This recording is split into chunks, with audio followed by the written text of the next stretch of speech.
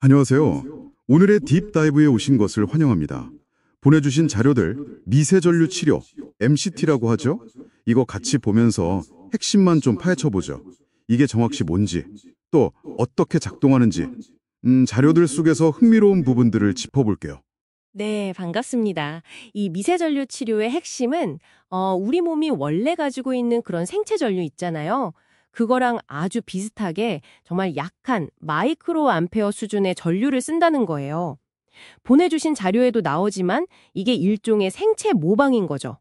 우리 몸의 방식으로 세포랑 소통하려는 그런 시도. 아, 생체 모방이요? 흥미롭네요. 보통 우리가 물리치료실 가면 쓰는 텐스 같은 거는 좀 전류가 느껴지잖아요. 밀리암페어 다니고. 근데 이건 완전히 뭐랄까 다른 접근인 거네요. 네, 맞아요. 이렇게 약한 전류를 쓴다는 게 직관적으로는 이게 효과가 있을까 싶기도 한데 혹시 자료들에서 어떤 원리를 얘기하던가요? 네, 여기서 이제 아른티 슐츠 법칙이란 걸 좀 생각해 볼 수 있어요. 간단히 말하면 약한 자극이 오히려 생리 활성을 더 촉진할 수 있다는 그런 원리인데요. 보내주신 자료 중에 그 챈 연구팀 연구가 핵심인데 특정 세기, 그러니까 한 50에서 1000 마이크로암페어 사이의 미세 전류가 세포 에너지 화폐, ATP라고 하죠. 그 ATP 생성을 무려 500%까지 확 늘린다는 결과가 있어요.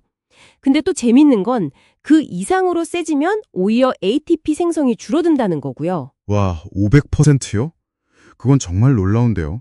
그러니까 단순히 통증 신호만 딱 막는 게 아니라 세포 자체에 에너지를 줘서 너 스스로 회복해 이렇게 돕는다는 거네요. 그야말로 좀 근본적인 치유를 목표로 한다. 이 점에서 기존 치료랑 확실히 다른 것 같아요. 그래서 이 원리가 실제로 어디에 좀 쓰이고 있나요? 자료들을 보니까. 네, 자료들에 따르면요. 만성 통증 관리, 특히 그 무릎 골관절염 환자분들 통증 줄이고 기능 개선하는데 꽤 긍정적인 결과들이 있더라고요. 그리고 운동선수들 그 운동하고 나서 생기는 근육통 있잖아요. 지연성 근육통, DOMS라고 부르는 거. 그거 회복 속도 높이는 데도 쓰이고 상처 치유 촉진에도 활용되고요. 결국 늘어난 ATP가 이런 세포 복구나 재생 과정에 바로 연료가 되는 셈이죠. 그렇군요. 아, 근데 자료들을 조금 더 자세히 보니까 이게 뭐 모든 경우에 다 효과가 있는 그런 만병통치약은 또 아닌 것 같아요.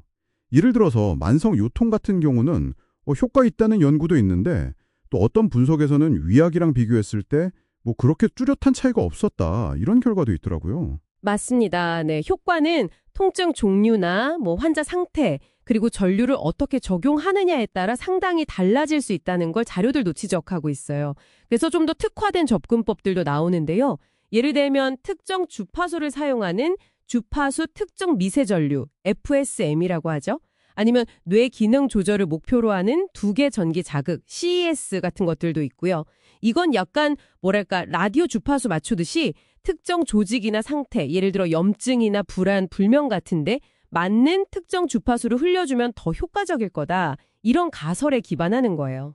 특정 주파수를 쓴다는 거, 그거 참 신기한 발상이네요.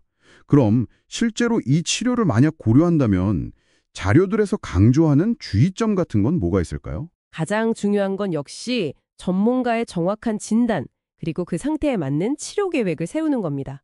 특히 FSM 같은 경우는 진단이 정말 중요하다고 해요. 그리고 전극을 어디에 또 어떻게 붙이는지도 중요하고요. 일반적으로는 안전한 편이라고 알려져 있긴 한데 그래도 심박조율기 쓰시거나 임신 중이거나 뭐 발작 병력이 있거나 하면 안 되거든요. 이런 금기 사항은 반드시 확인해야 하고요. 아, 그리고 치료받을 때 거의 아무 느낌이 없는 게 정상이니까 이거 효과 없는 거 아니야 하고 걱정할 필요는 없다는 점도 기억해 두시면 좋겠네요. 자, 그럼 오늘 자료들을 통해 살펴본 미세전류 치료 한번 정리해 볼까요? 핵심은 이거네요. 우리 몸의 자연적인 전기 신호를 아주 약하게 모방해서 세포 에너지, 즉 ATP 생성을 돕고 그래서 자연 치유 과정을 촉진한다. 만성 통증이나 근육 회복, 상처 치유 같은 다양한 분야에서 가능성은 보이는데 아직 모든 상황에다 효과적인 건 아니고 과학적 근거는 계속 발전 중이다. 이 정도로 요약할 수 있겠네요. 네, 맞습니다. 마지막으로 당신에게 이런 질문 한번 던져보고 싶어요. 자료들에서 언급된 그 특정 주파수 있잖아요. FSM이나 CS 같은 거요. 만약 그 주파수가 단순히 에너지만 전달하는 게 아니라 세포한테 어떤 구체적인 정보나 지시, 예를 들면 염증 줄여 라든지 신경 복구 시작해 같은 그런 메시지를 전달할 수 있다면 어떨까요? 만약 그게 사실이라면 우리가 질병을 치료하고 우리 몸의 기능을 이해하는 방식이 완전히 달라질 수도 있지 않을까요? 한번 곱씹어 볼 만한 질문인 것 같습니다. You